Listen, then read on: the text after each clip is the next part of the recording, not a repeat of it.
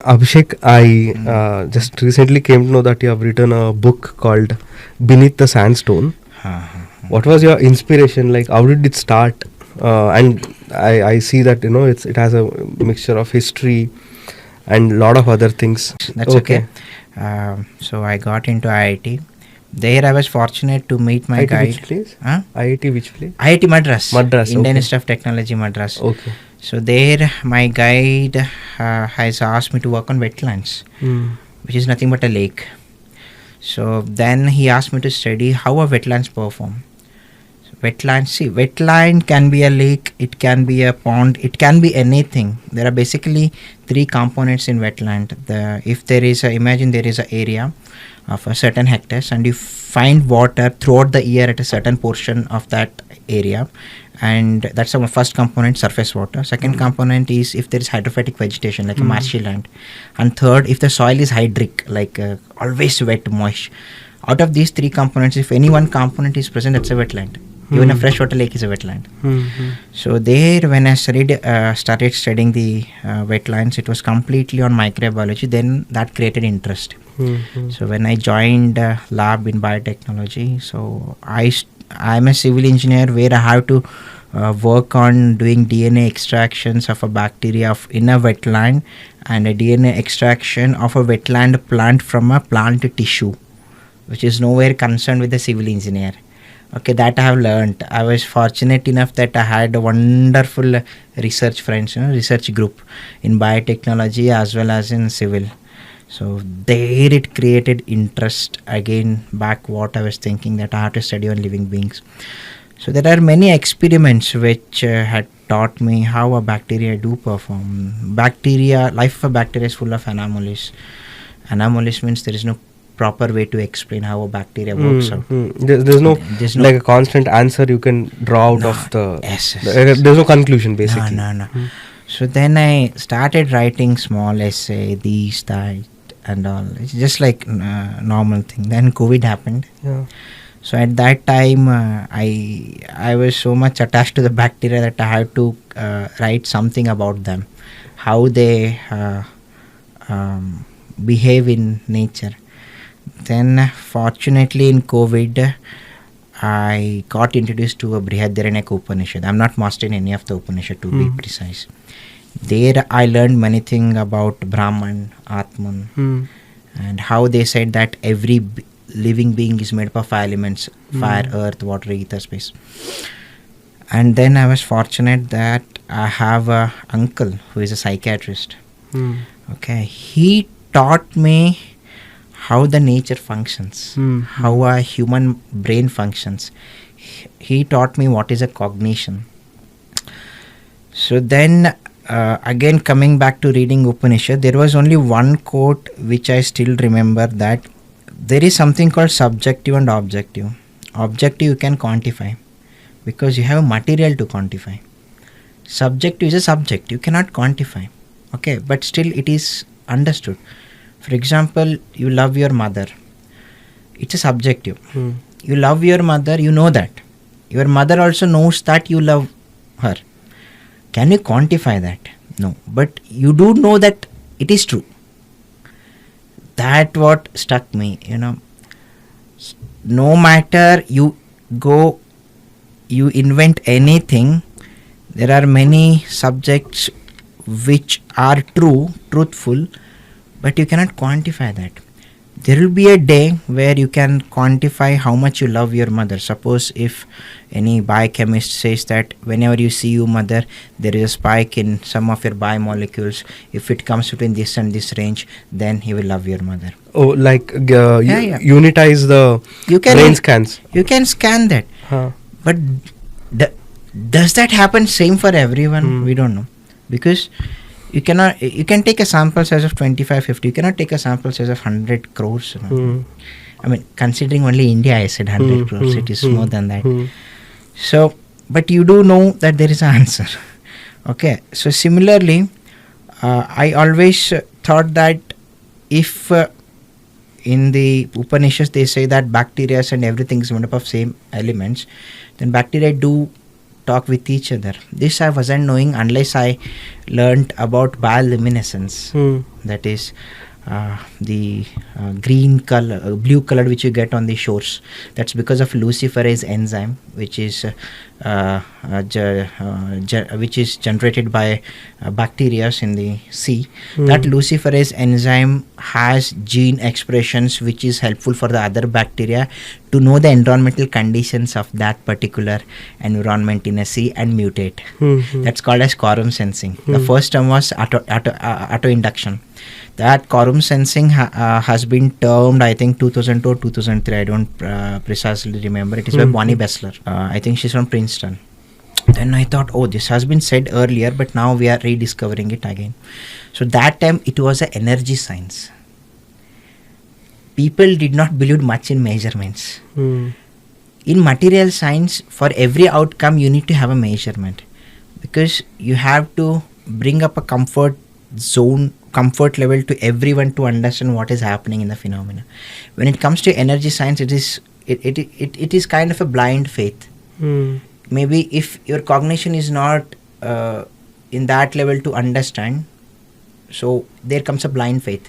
Okay, someone has said, I trust him, and then that is true. Like quorum sensing. Now you can literally quantify the gene expressions and all. But earlier they said that there's no much difference between me and a bacteria because everything is made up of 5 elements. So bacteria do talk with each other. Then I thought, okay, then I have to then again after reading that I met my uncle psychiatrist. He said that very simple thing, that the more complex you are, you will suffer a lot. Complexity comes with n number of thoughts. For example, if you take a bacteria, I don't know how a bacteria performs. Now think this as a hypothesis, what I'm telling. So the bacteria's sole purpose was to survive. One, that's why it mutated. Second, it has to do its duty irrespective of geography. For example, the bacteria has to degrade the organics, and degrade the organics means that is also a food for the bacteria. So they're still doing it. So right now imagine there is a bacteria called Nitrosomonas, which is helpful in nitrogen mineralization in the soil substrata, which will convert organic nitrogen to inorganic nitrogen. Only the inorganic nitrogen is the food source for the plant. What if the bacteria mutates and say, I'm sorry, I cannot do nitrogen fixation? What happens? The plants will die. So who are actually running the nature? It is a bacteria. I mean, it is a microbes. It can be a bacteria, fungal, or a virus. If a microbes say that, okay, I cannot do the nitrogen mineralization, leave, I mean, to hell with it. Anyhow, we can survive even with the absence of oxygen, like anaerobes, I got a facultative. There are 3 set of microbes. Aerobic, in the presence of oxygen they survive. Anaerobic, in the absence of oxygen. Facultative, they are surviving in presence of oxygen as well as in the absence of oxygen. So what if they say, the soil microbes, that we are not helping the plant to grow? The plant will collapse. So we always say that plants run the nature. No, it's the single cellular species that runs the nature. But we are not giving credit to them. So there I started writing, thinking what a bacteria will think. The bacteria of current generation will think, seeing the anthropological activities of humans which are doing all the catastrophical things or unconventional things to kill them. Humans are not trying to kill them, it's by their actions. Humans doesn't want to kill bacteria, it's by their actions. And all these things are happening, it's because of one thing called comfort. In the actual book, the main 2 aspects which were discussed are pollution and comfort. Pollution is explained precisely.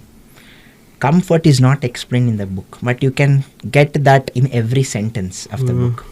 For example, how you define a comfort? If I ask in a small village, say 1,000 people, What is a comfort? They say if I have a little bit of say a lakh or 2 lakh, 3 lakh, I'll be comfortably leading my life.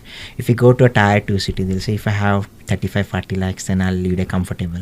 Come back to city, they say I need a crore. So there is no proper definition of comfort.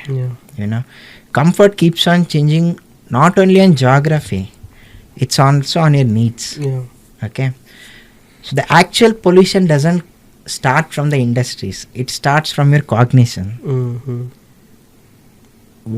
See, for every material you invent, you also invent the byproduct, which is hazardous. Might be, might not be. Okay, suppose if we invent a new product, there will be lot of wastewater coming in that process. That will be having a BOD or a COD, which is, you can say organic or inorganic pollution. What about that? Okay, you got that? For every chemical, you invent hundreds of byproducts. So that is, you need all these things. But are we acknowledging it? See, acknowledgement only comes when you are comfortable with it. And then you have a security, and then you start speaking, yes, now we have to save the nature. And this is not something that we do it on purpose. It is evolution. That's called as fear of non-existence, which is also in the book. For example, bacteria do mutate and they kill us. Their intention is not to kill us. Their intention is to survive in our body or somewhere else. Similarly, for us, we have a fear of existence. We have a fear whether I'll exist after 5 years with the same comfort. So for the next 5 years, I start digging up everything. You got it? So all this pollution and everything comes from how complex your mind is. If your mind is very simple with, the thoughts which are aligning with the nature, then you might not bring in that much of pollution. See, pollution, we always quantify when it comes from industries. We don't quantify, even with agricultural practices, you pollute with methane. We don't quantify that much, So, are the practices correct? Are growing huge amount of rice? See, what I'm talking, it won't meet the actual conditions of human society. Okay, because right now I'm speaking considering the points of a microbe, not as a human. If I consider as a point of a human, I won't be telling all these things. So there are two facets. Well, in that book, it's always how a microbe feels of our thinking. So if I say these things in the form of a graphs, equations, it doesn't make sense. So I like history. So I grew up in land of Chalukyas, that is Vatapi, earlier now Badami. So Guled Gudda is just like around 20 kilometers from Badami. And I was a research scholar in IIT Madras, which was a Pallava. So there I came up with a story of bacteria, as well how bacteria who are narrating their grandfather's story. Okay, these bacteria are in the present time, they are narrating about a story which was set in 7th century. How it has impacted their chronology. Okay. Yeah. So there are two set of stories. The stories between Chalukya and Pallava, and the stories between bacteria, and how they are interconnected with each other, which is always interconnected. If we have a disease, that can have a huge connection outside your body also with your thinking, which we don't see it often, because it manifests into different facets, you cannot get that.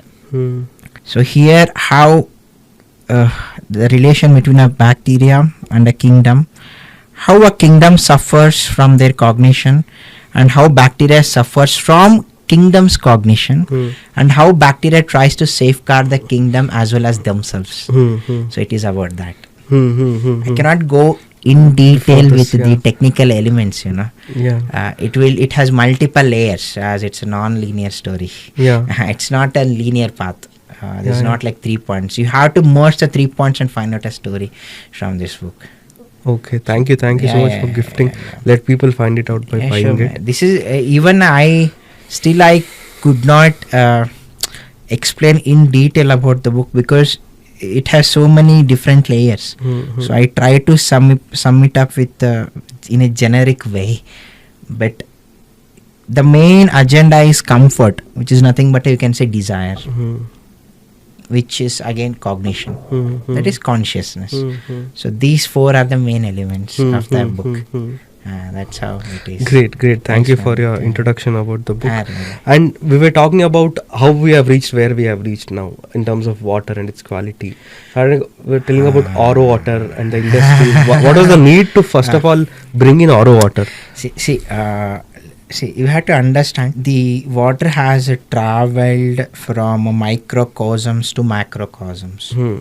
Microcosms are microbes, macrocosms are us, which we can see naked eyes. So water was there. So they say the primitive organism. Primitive means the oldest were cyanobacteria, archaea, amoeba, and all that. They all water. Their habitation is water still. Okay, so imagine the first water where we studied. So we'll start from Harappa, where they say there was water, but also there was pollution maybe at that time. So they wanted to have a good water. That's why they started boiling to remove all. So, I mean, you just think. Boiling was the first disinfection, you can say. Okay, Harappa. Then I think in Greece in the Roman Empire, and also in Indian Mahajanapadas and other. Then came back filtration. Okay. Then later back filtration traveled for many centuries or millennium, 1,000 years, and then until the Antony van Leeuwenhoek. So he invented the single lens microscope, and where he said yes, there is a bacteria in the water. He started with the cell atoms, okay, not the bacteria and others. It's the atoms. So then people started talking of pathogens. Okay, take a further step down in I think in the disinfection was first done by Belgium Federation, where they added chlorine to kill the bacteria. The chlorine to kill the bacteria. I don't remember. I think 1908. I may be wrong. I have very less memory in getting the exact dates. I think then in the World War I or II, I think 1918. 1918 is 1 or 1936. I don't know. I think it's in 1. Ozone was as a the advanced oxidation was there. And then ROs had come. I don't know the exact time when it had come, but ROs got prominent in 1990s, 2000. The actual aim of RO was to remove all the solutes and also that the boilers should not get the precipitation or the scaling inside the boilers or in the pipelines. RO is nothing but you remove all the salts, and it's like a distilled water. Like people do drink 40 ppm, 30 ppm of water, which is nothing but a distilled water, which has 0 ppm. Okay. So what happens is now people are drinking RO water because how can you bring confidence in people that the water which they get is pure? Okay. So always blaming people is of not good. Not use. So you have to understand people has to survive. Yeah. So imagine if there is less ppm, that's okay. They can eat good food and get those minerals back. But still, water behaves as the major medium in a body. Correct. Okay. Now all these things, keep it in a box and leave it aside. So start with Indus Valley. Boiling, back filtration, then came pathogenic, disinfection, ozone, RO. In every time, there is a thriving of civilization. In Indus, civilization thrived. So the boilers has converted to filtration. Filtration has converted something else. So whenever the civilization thrives, there comes pollution. You got it? We always neglect water because we don't think that it is as important, because we always feel it is easily available. unless someone puts tax on it, or now anyways the water meters are running, if I'm not wrong. You got it? Understand. So whenever you go for any infrastructure, we see always how you define a good city. Suppose if we ask from urban, they say a good city is one where the buildings are full of glasses, nice roads. No one talks about good water and good food. Yeah. Because water and food are energy science. Okay. The others are material science. Consciousness keeps on shifting on different disciplines. Right now our consciousness may be, I may be completely wrong, maybe right now the consciousness is on material science, not on energy science. If it's on energy science, we would have thought more about nature, more about soil, more about water, whether water can hold good amount of photons, whether it releases photons, whether what kind of water has maximum absorption and maximum desorption in the GI tract. We don't study that. What we study is the materials. Say the materials that can be quantifiable in the water, say salts. If the salts are this much, then it is good. We don't know whether that how the water behaves in our stomach. It is difficult to quantify. Maybe it is already quantified. But normalizing that with throughout population of the world is a fool's paradise. Because your body keeps on changing at different geography. See, I'll tell you one thing in Kannada. Hittala gida maddalla. You know, it means Hittala gida maddalla means the tree which grows in your backyard cannot be a medicine. It means I'm talking in a sarcastic way. Yeah. What you have in your surroundings, that's actually medicine for you. Good food. But no, we always try to merge everything and normalize it. These are all hypotheses. It may, if people's consciousness is more on energy, then they will definitely believe these things. If the consciousness is more on measuring, they will never believe this. And we have to take both the things and in parallel and run the world. We cannot lose one and gain another. For example, the photon study was there. It is there, like biophotons and all, and then there was less study on that, and suddenly in 2023 they won Nobel on quantum dots, which is again on photonic study.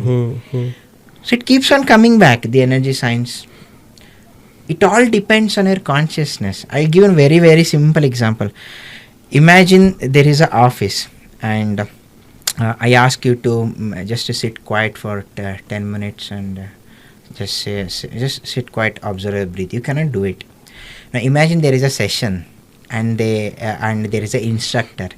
They ask everyone, shut your eyes and sit, and we can do it. That is consciousness. The surrounding is what it is affecting you. That is consciousness. If you're alone and if you're meditating, you can do it, but manas chanchala antara. It's like your heart keeps on shifting. What's happening, and if everyone is sound, I mean they're silent, so then automatically it will be easy for you. Similarly, science works in that way. What is a trend? And you'll be comfortable if you're working in that trend.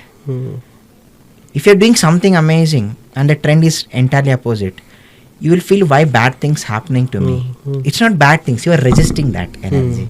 That's so simple. Again, when I say resisting that energy, so some people might say, quantify that. How can I quantify that? It is already understood. Okay. So always it comes in paradoxes. Not like this, that and all. Everything is correct, everything is wrong. If it works for you, it's correct in science. If it doesn't work, it's wrong. That's so simple. And one more thing I forgot in the book. The major part of the book was the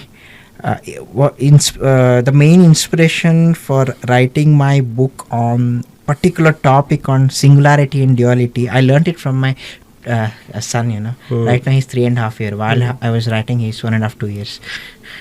Yeah, he taught me singularity and duality. Yes. See, I don't know whether. How did you see? connect I don't know whether in my term it is singularity or duality. I don't know, because there are multiple definitions. So what happened? He was 2 years old. At that time, my appa said, "Just raise your voice so that he'll be having a little bit of thing, and you can make him quiet." So I raised my voice. He was a little bit sad, and after a few moments, he used to come to me with the same affection. That happened for 1 week. Then I observed, if my father a little bit raised his voice, yelled at me, I wouldn't be the same.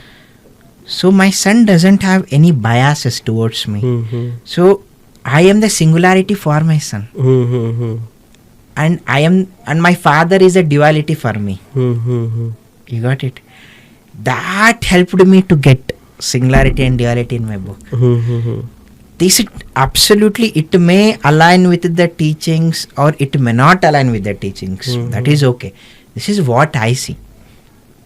Perceptions keeps on depending. Some may like this pizza, some may like other pizza. But you cannot quantify why I like this pizza. You can say because of the mushroom. But can you quantify why only mushroom in kg or Newton? You cannot do that. Sometimes quantification, people always quantify. I don't know why. If the results are there, if you're feeling happy, do it. But we're not doing it.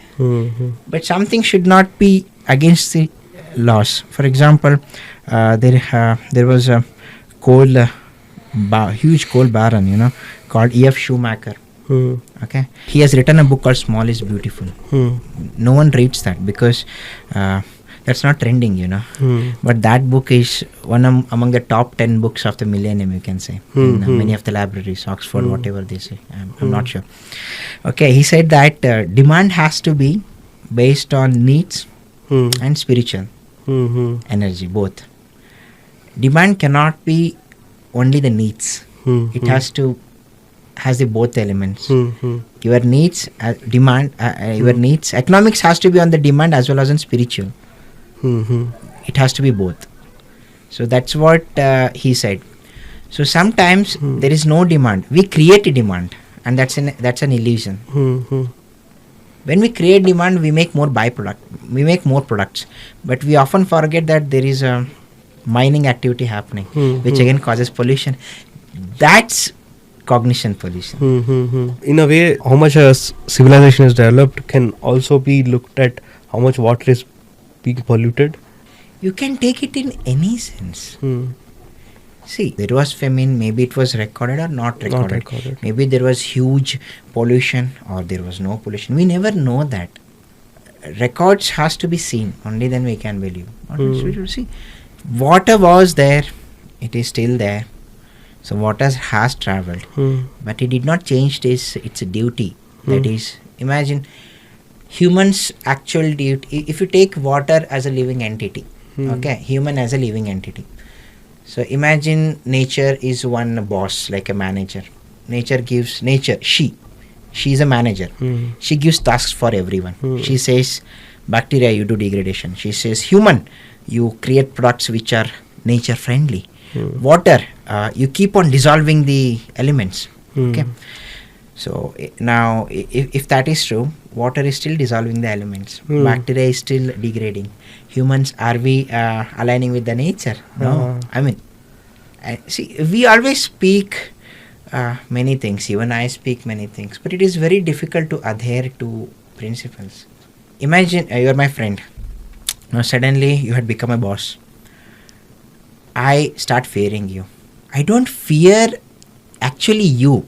I fear the rules which are adhering to you as a boss. If you come out of it, I don't have a fear. So it is a loss that actually have a fear.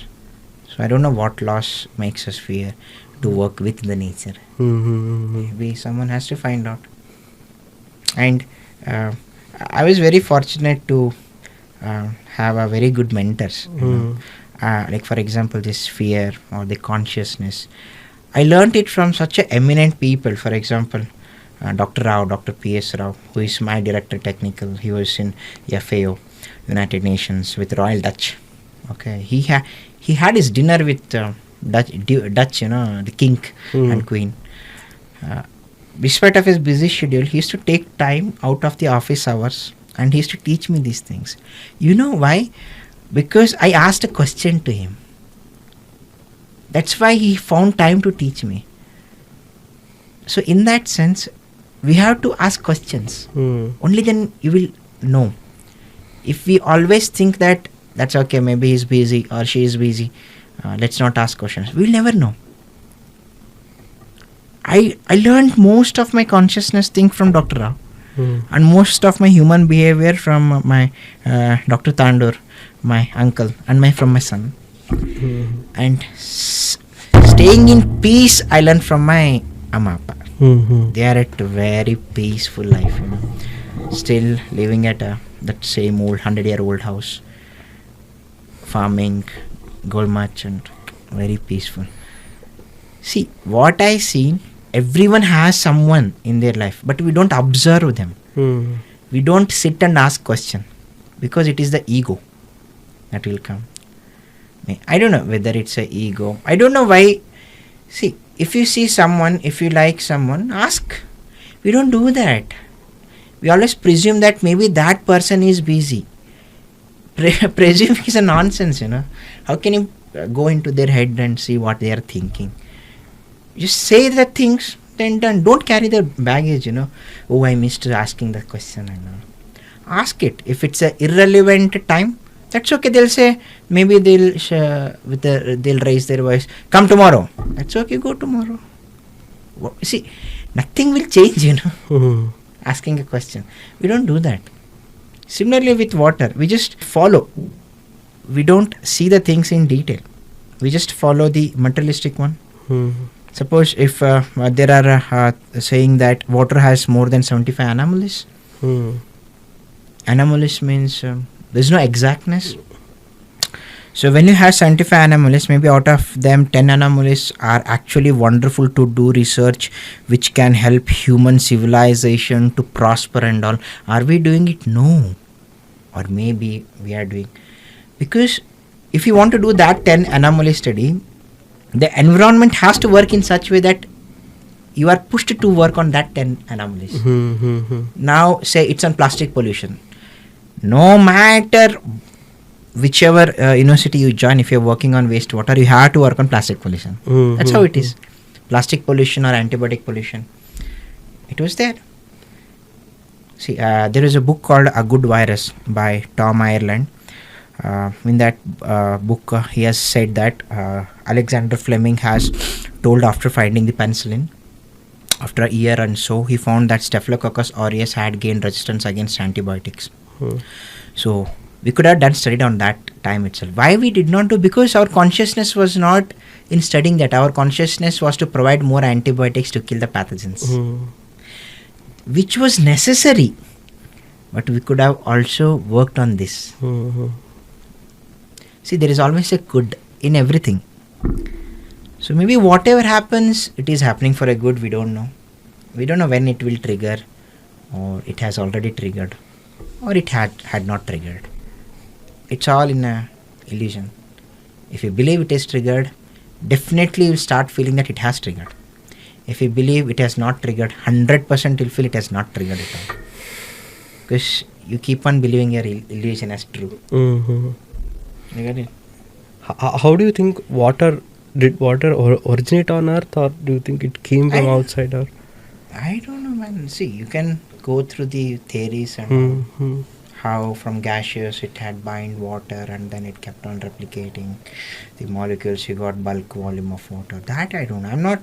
See, maybe a biochemist or a physicist can answer very nicely.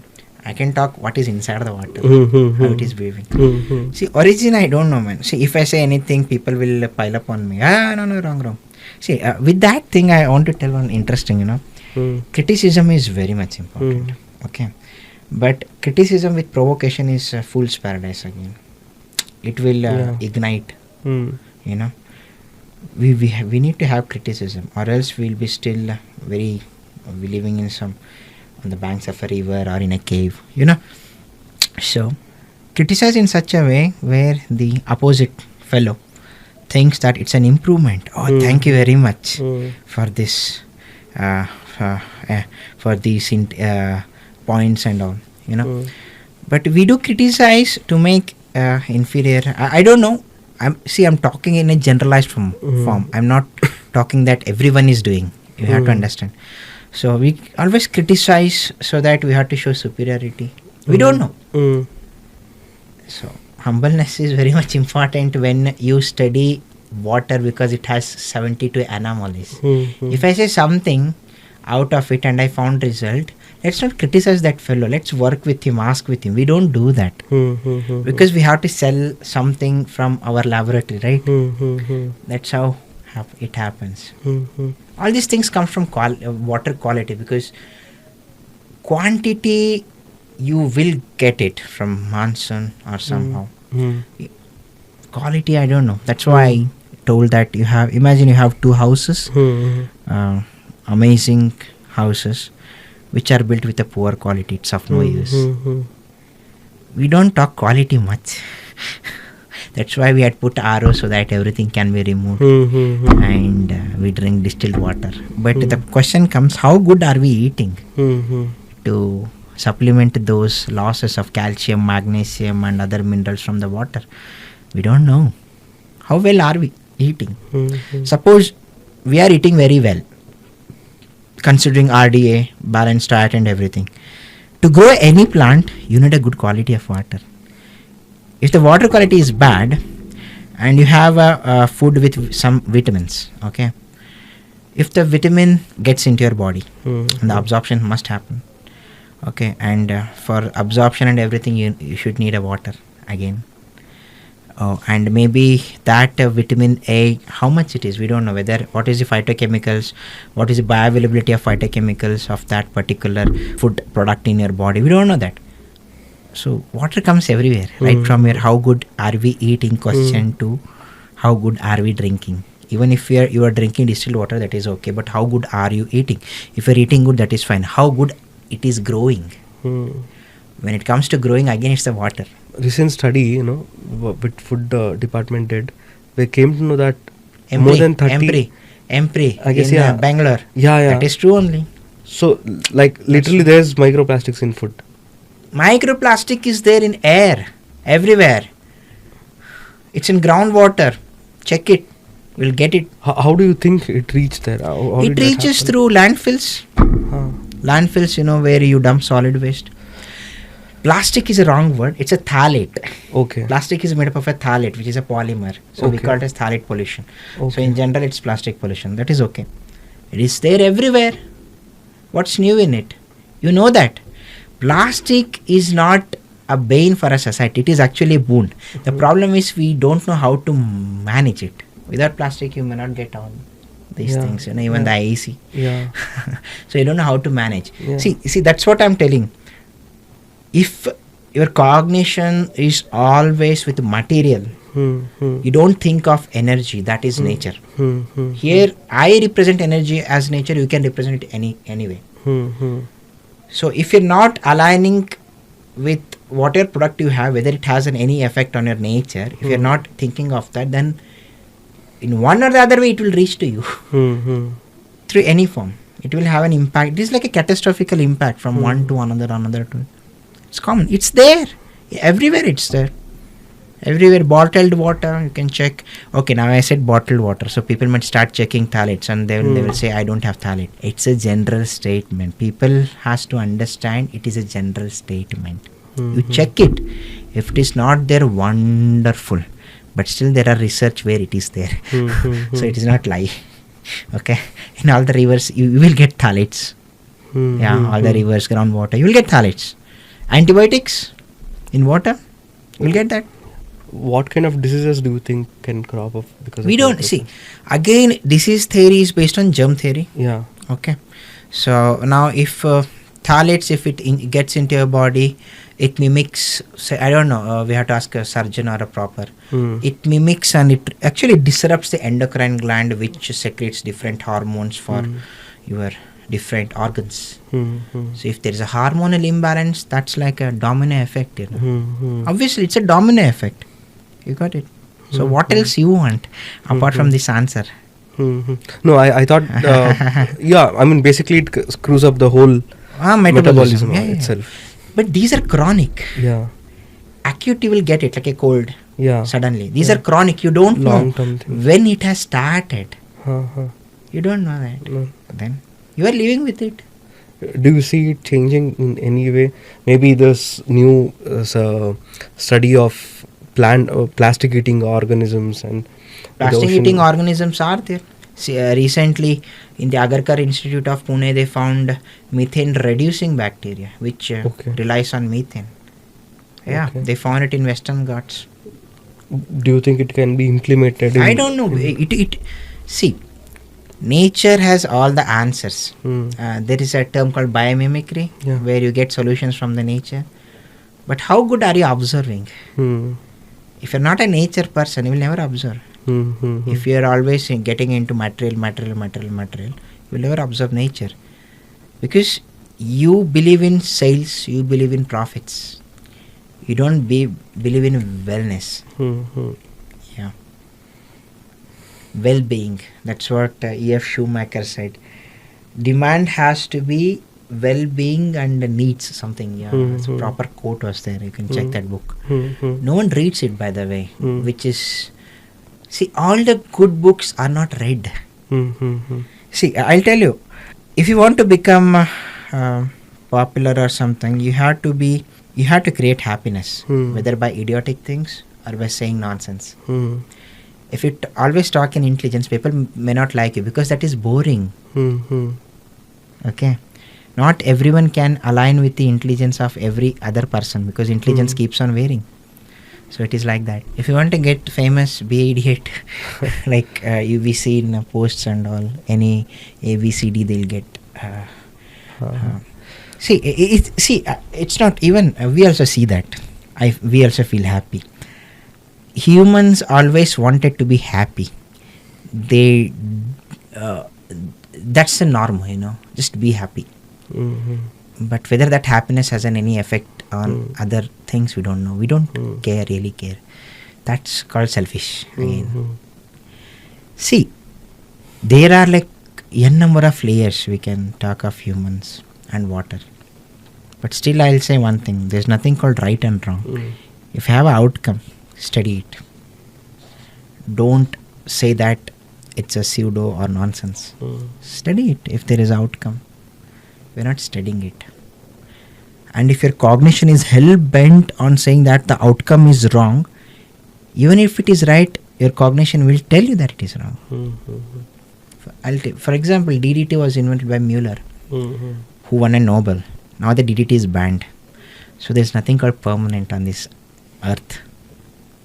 There is a smaller temporary, larger temporary. DDT was a smaller temporary, but still DDT is banned anyhow.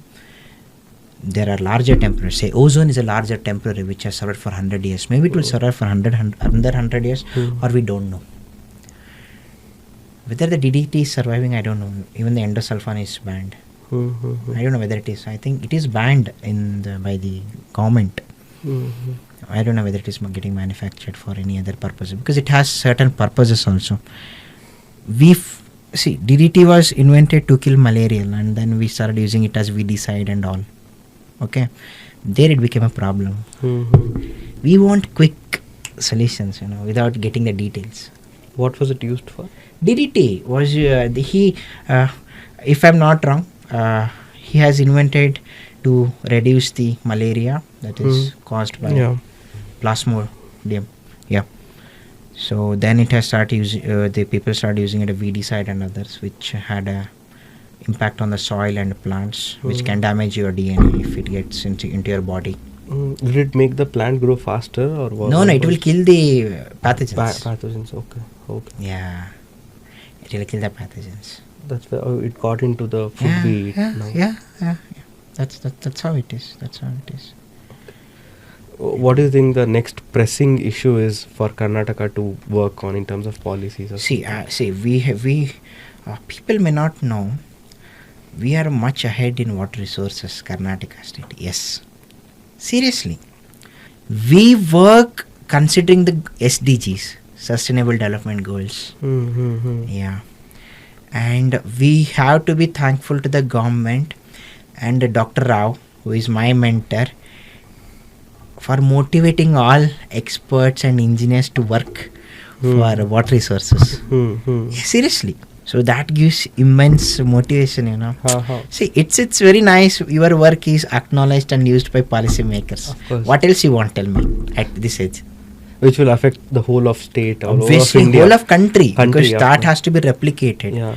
Yeah. So we were fortunate because we had good mentors, good registrar, good director, good team, engineers. So they drive. It's like collective effort, not individual effort. And in government, it has to be collective effort. See, all these things will not come in picture because these are done in the backhand, you know. These things are done in the backhand. We are doing very good, man, in water management. Please read the government websites. Everything is accurate in the water resource department. Everything is accurate. You get all technical reports. You can even get send your email ID and request for a report. You may get that. Yeah, seriously. We are doing very good in water resources. Amazing. You have to meet the actual person, you know, if you want to understand how it functions. Because I just work in one discipline. There are multiple disciplines in water, right from canal operating to dam safety. There is that. You have to understand, Karnataka is a semi-arid state, and we still grow high amount of coffee, high amount of silk, good amount, huge quantity of paddy. Paddy needs huge water, so we are supplying that.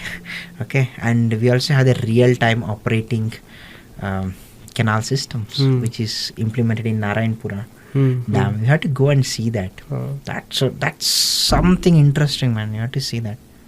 I was fortunate to know all these things, and I feel so nice. I'm doing. So we all are doing such wonderful things for our state. See, our state. Of course. See, you have a connection, you know. Yes. What is the recent incident which happened, right, in one of the dams in Karnataka, where one of the gates were washed away? That, yeah. What was the best and worst case scenario? Did you guys Please, we have done that in 2.5-3 days. It is despite of having 70 TMC of water. So that takes a commendable job. You know what is 70 TMC of water? Just imagine. That's a commendable job. On the spot, it has rectified and done. Having a 70 TMC of water. What was the worst case scenario which could have happened? Nothing could have happened, man. The water will flow anyhow. It will go to the next reservoir. They will store it. Acha, okay. So there were backups, even though if... No. See, there are multiple dams. The downstream will go to some other dam. That's it. So they will get huge quantity and they have to release some water. That's it. Imagine if there is no dam. What will happen? It will flow, right? Yes. That's what it does. But here the flow is huge because you have stored hundreds of TMC of water. You know? Will be you think it would have been an issue if in summer if it was continued? No. See, what happens? You can, with all this latest equipments, you can do it in two days, man, which we have already did. There won't be any. All these things were see, I'm not from dam safety. I'm absolutely nowhere concerned with that question. Of course. Okay. But when you build a dam, you come up with all these kind of anticipations. You'll be ready. We'll be ready. 100%. See, dam is storing huge chunk of water, you know. You have to, you have all the reserves with you every time, every second. It will be there. Nothing will happen.